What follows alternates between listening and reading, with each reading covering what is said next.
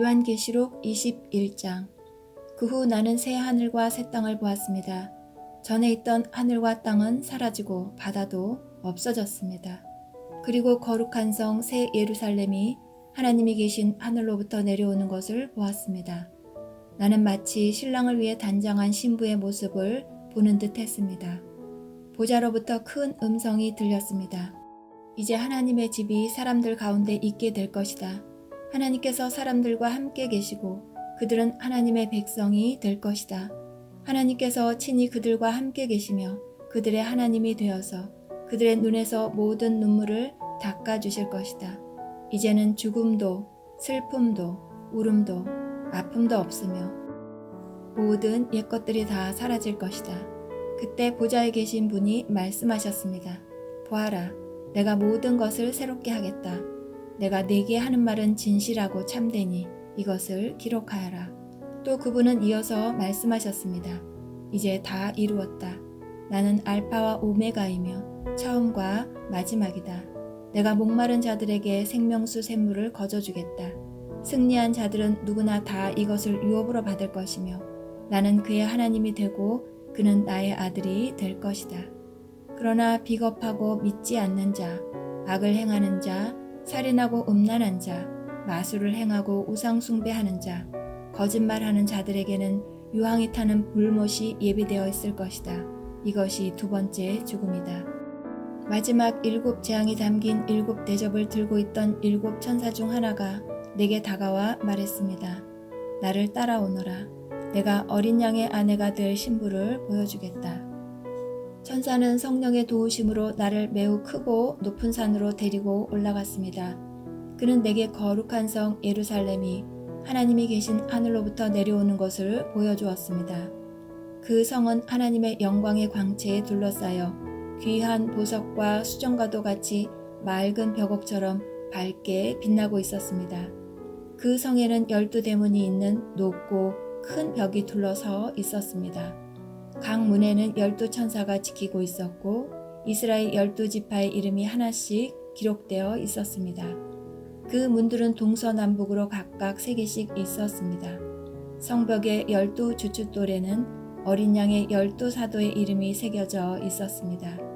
내게 얘기하던 천사는 금으로 만들어진 자를 들고 있었는데 그는 이 자로 성과 성문과 성벽을 재려는 참이었습니다. 성은 정사각형이었고 길이와 폭이 똑같았습니다. 천사가 재어보니 길이와 폭과 높이가 똑같이 12,000 스타디온이었습니다.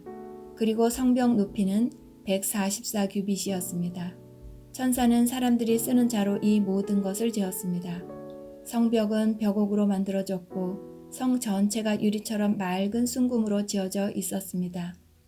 성벽의 주춧돌에는 각종 보석이 박혀 있었는데 첫째 주춧돌은 벽옥, 둘째는 사파이어, 셋째는 옥수, 넷째는 에메랄드, 다섯째는 홍마노, 여섯째는 홍보석, 일곱째는 황옥, 여덟째는 노곡, 아홉째는 담황옥, 열째는 노곡수, 11째는 청옥, 12째는 자수정으로 꾸며져 있었습니다. 12대문은 각각 한 개의 커다란 진주로 만들어졌고 성의 거리는 유리처럼 맑은 순금으로 되어 있었습니다. 나는 성 안에서 성전을 볼 수 없었습니다. 그 이유는 전능하신 주 하나님과 어린 양이 바로 성전이시기 때문입니다. 그 성에는 해와 달도 필요가 없었습니다. 그것은 하나님의 영광의 광채가 빛이 되고 어린 양이 그 성의 등불이 되시기 때문입니다. 세상 모든 민족이 그 빛 아래에 걸어다니며 온 땅의 왕들도 영광스러운 모습 그대로 성으로 들어올 것입니다. 밤이 없기 때문에 성문은 결코 닫히는 법이 없습니다. 모든 나라의 영광과 존귀가 다 이 성으로 들어올 것입니다. 그러나 깨끗하지 못하고 부끄러운 것이나 거짓말한 자들은 이 성에 들어올 수 없습니다. 오직 그 이름이 어린 양의 생명책에 기록된 자들만이 들어갈 수 있습니다. 요한계시록 22장. 그 천사는 또 내게 생명수가 흐르는 강을 보여주었습니다. 수정같이 맑은 그 강은 하나님과 어린 양의 보좌로부터 흘러나와 그 그 성의 넓은 거리 한가운데로 흐르고 있었습니다. 강 양쪽에는 생명나무가 있어서 1년에 12번 달마다 새로운 열매를 맺고 있었습니다. 또 그 잎은 모든 사람들을 치료하는 데 사용되었습니다. 하나님께서 죄 있다고 심판하실 것이 그 성에는 없었습니다. 하나님과 어린 양의 보좌가 그곳에 있고 그분의 종들은 다 그분을 섬길 것입니다. 그들은 하나님의 얼굴을 볼 것이며 그들의 이마에는 하나님의 이름이 기록될 것입니다.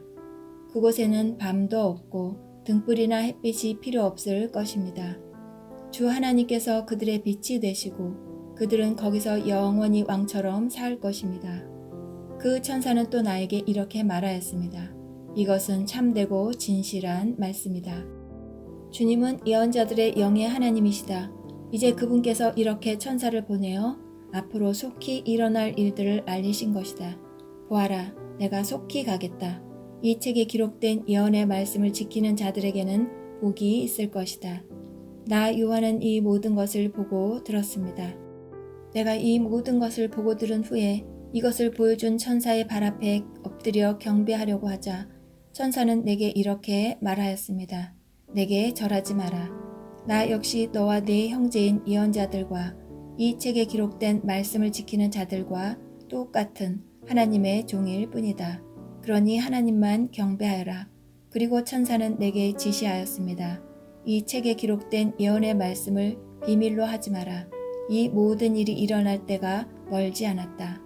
악한 일을 행하는 자는 계속 악한 일을 하도록 내버려 두고 더러운 자는 더러운 그대로 놔두어라.